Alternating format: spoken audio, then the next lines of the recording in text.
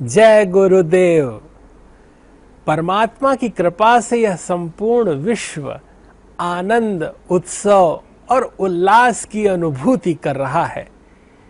संपूर्ण ब्रह्मांड में समस्त देवी देवता, समस्त प्रकृति के तत्व मुखरित हो रहे हैं। नित्य निरंतर हमारी चेतना में प्रकृति ही साकार रूप ले रही है।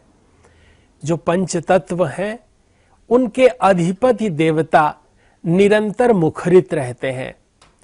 स्थापत्य वेद में हम देखते हैं कि पूर्व दिशा के अधिपति देवता इंद्र हैं, वायव्य कोण के वायु हैं, उत्तर के कुबेर हैं, पश्चिम के वरुण हैं, नैऋत्य कोण में शेषनाग देवता हैं तथा दक्षिण में यम हैं तथा पूर्व की ओर से इंद्र स्वयं आशीर्वाद दे रहे हैं। आग्नेय कोण में अग्नि भी जाजल्यमान है। ईशान कोण में साक्षात शिव कृपा की वर्षा कर रहे हैं और बीच में ब्रह्म देवता अपनी ब्राह्मी चेतना के साथ विद्यमान है। आज हम अत्यंत महत्वपूर्ण विषय जिसमें भगवान चित्रगुप्त की चर्चा आई है उसको करने जा रहे हैं। भगवान हमारे अंतःकरण में मुखरित चित्रों के पटल को जो चित्रांकित करते हैं और हमारे कृत कर्मों का परिणाम देते हैं, ऐसे वे भगवान गुप्त रूप से चित्रित चित्रों का रूपांकन कर देने वाले चित्रगुप्त भगवान की हम चर्चा कर रहे हैं।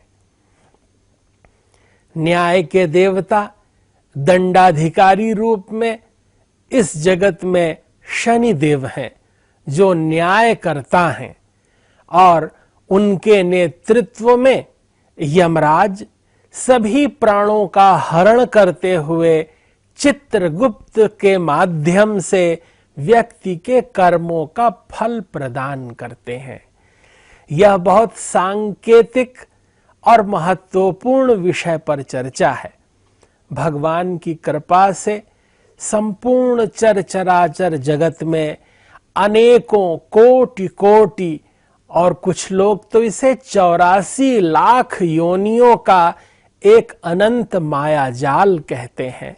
इसमें कीट, पतंग, भृंग, मीन से लेकर पशु पक्षी और ये मनुष्य योनि में पिंडज, स्वेदज, उद्भिज इत्यादि सभी लोग आते हैं और इन सब के कृत कर्मों का अनुमापन करके उनके कृत कर्मों के फलस्वरूप पाप और पुण्य का विभेद करते हुए उन्हें तत् लोकों में पहुंचाना, वैसे फल प्रदान करना और उस व्यापकता के विस्तार के विषय में व्यापक चर्चा हो रही है। सर्वप्रथम इस ब्रह्मांड की जब संरचना हुई तब ब्रह्मा जी ने इस संपूर्ण ब्रह्मांड का सृजन किया और जब उन्हें न्याय की, सबके कर्म फल के भुगतान की न्यायोचित व्यवस्था करनी थी, तब उन्होंने यमराज को यह कार्य सौंपा। यमराज ने कहा, मैं निरंतर सक्रिय रूप से कार्य करूंगा, लेकिन यदि आपकी कृपा हो तो मुझे एक निरंतर प्रगतिशील, विद्यावंत, गुणी, चतुर, सुजान और लेखकीय कार्य में दक्ष एक सुदर्शन महापुरुष प्रदान करें जो मेरे कार्यों का ठीक प्रकार से, भली प्रकार से व्यवस्थापन करें।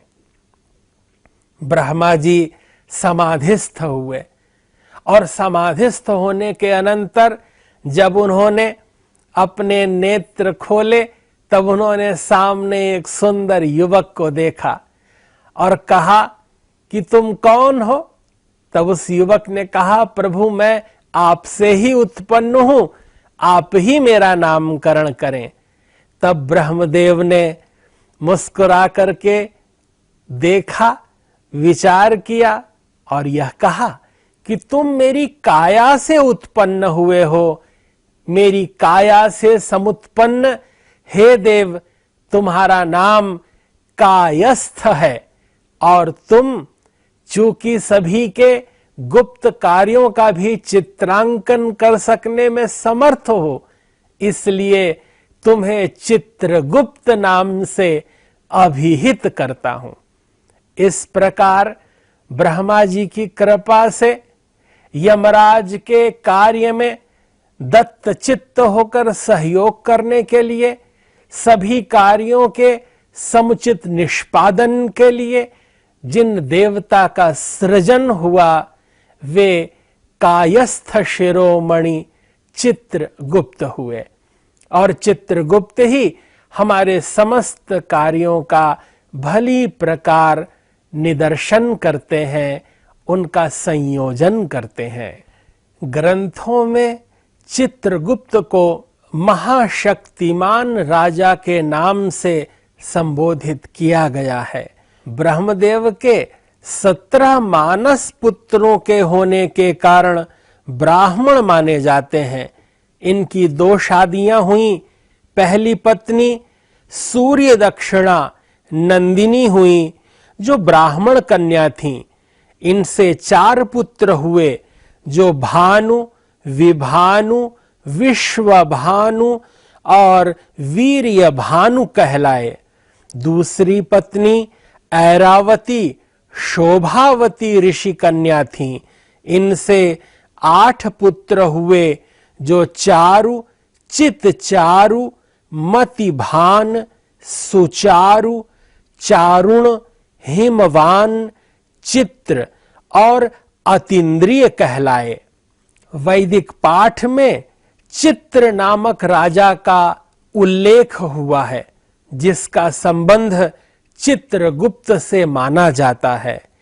और ऋग्वेद के अष्टम मंडल में ऐसा लिखा है, चित्र इद राजा राज का इदन्य के यके सरस्वती मनु पर्जन्य इव ततनद धीवर्ष्ट्या सहस्रमयुता ददत। गरुड़ पुराण में भी चित्रगुप्त का सम्यक प्रकार से उल्लेख मिलता है। मंत्री श्री धर्मराजस्य चित्रगुप्तः शुभंकरः पायान माम सर्व पापेभ्यः शरणागत वत्सलः। इस प्रकार वे शरणागत वत्सल चित्रगुप्त ही सभी के कृत कर्मों का फल प्रदान करते हैं। चित्रगुप्त के विस्तृत परिवार का भी वर्णन मिलता है, जिसने समस्त भूमंडल पर अपने कार्य को ठीक ढंग से संपादित किया। चित्रगुप्त के पुत्रों में चारु मथुरा में आकर के शासन करने लगे और फिर उन्हीं से माथुर कहलाए। राजन सुचारु गौड़ बंगाले को गए, इसलिए वे गौड़ कहलाए। चित्रभट्ट नदी के पास के नगर को गए, इससे वे भट्ट नागर कहलाए।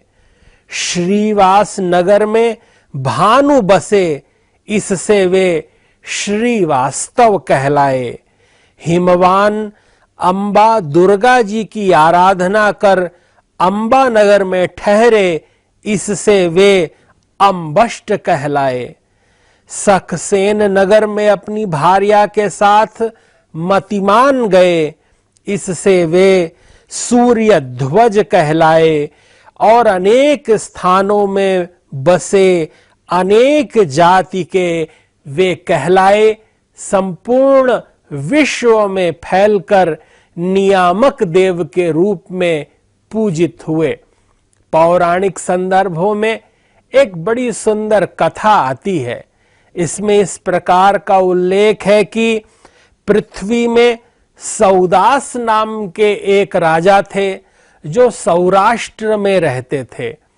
वे अत्यंत प्रतापी थे, किंतु स्वभाव से रुक्ष होने के कारण निरंतर पाप कर्म में प्रवृत्त रहते थे। अपने व्यवहार आचरण से गुणीजनों आचार्यों को पीड़ित करते थे। अपने पराक्रम के विस्तार के कारण सामान्य जनों पर ध्यान न देकर वे केवल अपनी कीर्ति पताका फहराने में लगे रहते थे, जिससे सभी लोग आहत, दुखी और मर्मांतक पीड़ा से युक्त हो जाया करते थे। एक समय की बात है कि वे यम द्वितीया के दिन देखते हैं कि नदी के किनारे एक विप्र देवता यम का पूजन कर रहे हैं। राजन वहां आते हैं और ब्राह्मण देवता से पूछकर वे भी यम भगवान का और चित्रगुप्त जी का स्मरण करते हैं, पूजन करते हैं। षोडशोपचार पूजन करके नैवेद्य अर्पित करते हैं, दक्षिणा देते हैं, भगवान नाम का जप करते हैं और आनंद पूर्वक द्वितीया की तिथि को उत्सव के रूप में मनाते हैं। इसके बाद अपनी राजधानी लौट जाते हैं। समय सापेक्ष जीवन व्यतीत होने लगा। कुछ काल बाद तो वे भूल भी गए, लेकिन जब प्राणांत हुआ, यह शरीरांत हुआ और उनके प्राण यमराज के पास लाए गए, यमदूत पीड़ा दे रहे थे, मार रहे थे, तब यम ने उस जीवात्मा की ओर देखकर कहा, इस राजा को क्यों इतना मार रहे हो? चित्रगुप्त, इनके विषय में परिज्ञान कराओ। तब चित्रगुप्त ने कहा, भगवन, ये राजा सौदास हैं, ये सौराष्ट्र में इनका जन्म हुआ था। इन्होंने अपने सारे जीवन बड़े कुकर्म किए हैं, लोगों को बड़ी यातनाएं दी हैं, बहुत पीड़ित किया है, सज्जनों को, साधु पुरुषों का अपमान किया है, इसलिए इन्हें मारा जा रहा है, प्रताड़ित किया जा रहा है। तब चित्रगुप्त ने कहा, किंतु भगवन, इनके संपूर्ण व्यक्तित्व को देखकर और इनका हिसाब किताब जानकर यह पता चलता है कि एक बार यम द्वितीया के दिन कार्तिक मास में इन्होंने आपकी और मेरी बड़े ही लगन से पूजा की थी। तब चित्रगुप्त ने कहा, भगवन, आपसे प्रार्थना है कि इन्हें नारकीय यातनाएं न दी जाएं, इन्हें नरक न भेजा जाए, इनके द्वारा किए गए उस पुण्य के प्रभाव से इन्हें दिव्य लोक प्रदान करिए। यमराज भी प्रसन्न होकर के उन्हें दिव्य लोक प्रदान करते हैं। तात्पर्य यह है कि जो कोई व्यक्ति इस संसार में संसरण करते हुए यम का ध्यान करता है, चित्रगुप्त का ध्यान करता है और अपने आहार से, विहार से, निहार से, कार्य से प्रतिकूलता नहीं करता और निरंतर भगवदीय सत्संकल्प युक्त होता है, उसके जीवन में यातना नहीं आती, उसे यम पीड़ा नहीं सहनी पड़ती और उसे इस जीवन के अंत में दुर्दशा को प्राप्त होने का अवसर नहीं होता। प्रत्येक व्यक्ति को भगवान यम का स्मरण करते हुए, चित्रगुप्त का आदर करते हुए, सृष्टि की उस संपूर्ण सत्ता का स्मरण करना चाहिए जो नियामक है। उत्पन्न करना, पालन पोषण करना और संहार करना, यह प्रकृति का क्रम है।